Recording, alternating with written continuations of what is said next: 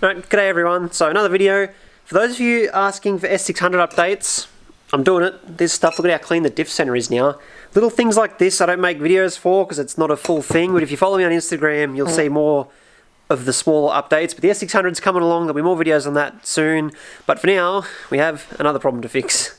Okay, so welcome to the underside of my 5th gen Prelude.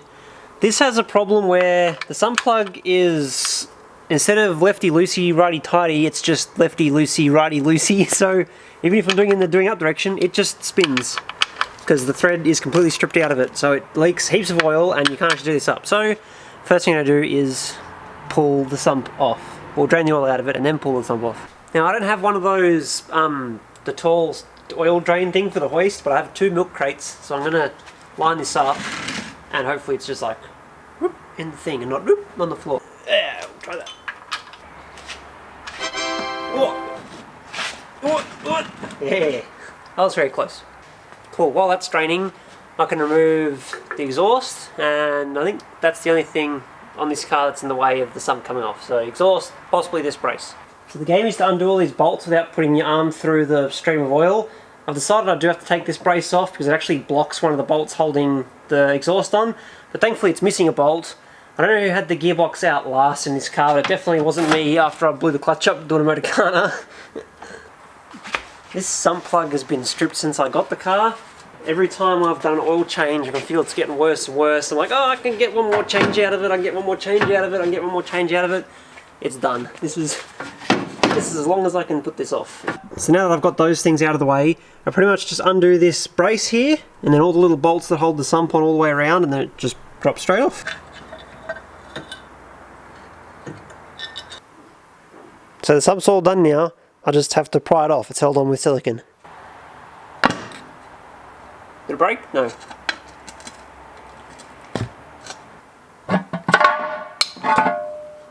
So there's a few things of note while we've got the sump off. We can see the dipstick sticking down there.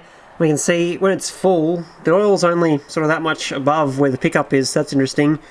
One thing most cars have is there's mesh in here. So if you got the sump off, it's not a bad idea to pull the pickup off and give it a clean, so we'll do that. The other thing that's interesting is this sump was sitting and dripping for a while, so pretty much normal for an oil change. That's how much oil's still in it. It's actually got like, yeah, so a fair bit of oil stays in the sump even after you've drained it. Alright, so I just put the sump in the parts washer and gave it a clean. Most of this stuff's like burnt into it, but other than that it's alright. I can see down inside it now the thread is completely stripped, but because it's an aluminium sump, this thread is stripped out before the plug itself, so the plug's all good. If I had a steel sump, I'd have to check if the plug was damaged as well, but it's only aluminium, so what we're going to do, drill this out, machine up a spacer, like a new thread, put it in, and then weld the new thread in. Alright, so this is the biggest drill bit I have. I'm going to drill the sump out to this size. This is the only piece of aluminium I have, so I either make it out of this and get it right the first time, or I'm stuffed. So basically I'm just going to machine the outside down to fit into the drilled hole, and then I'll tap a new thread in this. The camera's not in focus. Hello?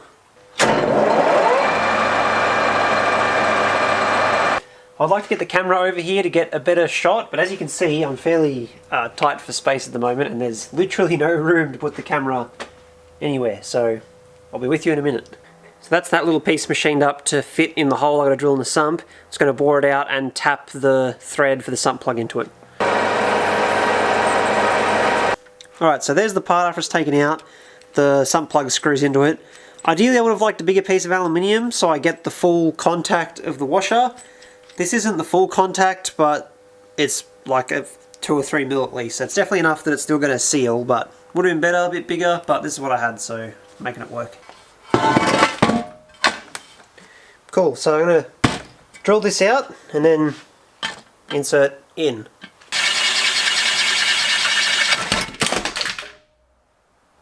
Through. So that's drilled out. Now my plug should fit. Should being the key word. Anyway, I won't push it all the way in, but it'll go. Oh, actually, maybe I will leave it out like this, because then the weld isn't going to be in the way. Because I was worried, like, if I weld it and the weld comes all the way up onto here, it's going to ruin the flat surface that it seals on. But if I weld it sticking out a little bit, it'd be better.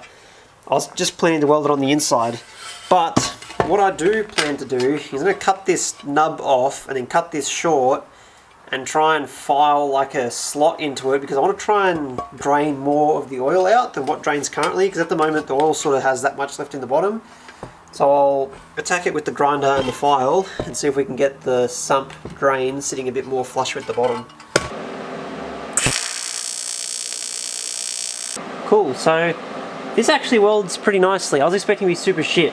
So normally with a casting, like what this sump is, they get like a sump negative shape and then pour the molten aluminium into it, and you end up with all this crap in the aluminium. When you weld it, it all bubbles out and explodes and makes it look like a sponge. This is welding pretty nice, so we have a good chance of actually welding this and not having it turn into a pile of crap. So they didn't quite go according to plan. I had the sump sitting up here and forgot that the clamp was still there. There's a few pieces of TIG wire here, and the TIG wire was carrying the current touching the sump, but because the TIG wire is so thin, it actually melted, and then the TIG wire set the tube of welding wire on fire, and now it's all melted and stuck to the TIG wire. So that was a good trick. Now everything's all smoky. So I pretty much completely screwed up welding that. It was really hard to weld down inside this gap. I'm pretty sure it should be sealed. I'm planning to re-weld it again from the inside just to make sure it is sealed. But I did get a little bit of weld on the face that I needed to stay flat for sealing. I should be able to just like touch it with a file and a piece of sandpaper and get it flat and sealing again. But what I'm going to do next is put this on the mill, I've decided, instead of filing it, because I don't know, I'm going to do it on the mill because it'd be interesting to do it on the mill. And or at least more fun to do it on the mill. And then machine this boss off so the oil level isn't going to stay as high in the sump when I do an oil change.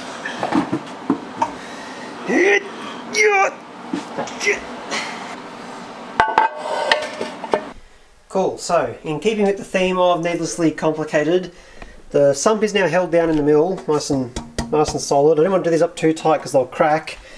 These are cool little clamps, so they go through, there's little slots in here and I can put them in there. And then for the height, they sit on these little teeth and you can tighten them up, and these are like extended long ones. And so these ones are on a precision piece of wood to make them tall enough, and this one's on a precision dimple die to make it tall enough. You have to make sure you use precision wood because you don't want to use normal wood. That you don't know what happened last time I used normal wood. But I think it should be good. I'm going to try and reach down there. If you've ever been on a Honda forum, you'll know that if you don't understand why something's there, you just delete it. You do the delete. So I'm going to do the delete on whatever this sump boss thing is, and hopefully get more oil out.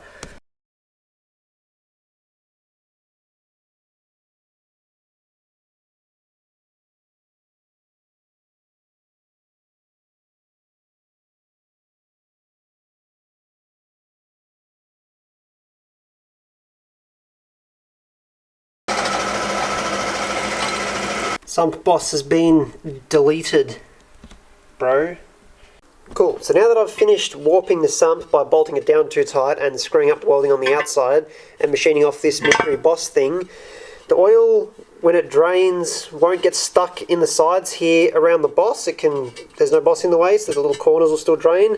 And because this has been, when I drilled it lower, this is now close to the bottom, so now only that much oil will stay in the bottom of the sump.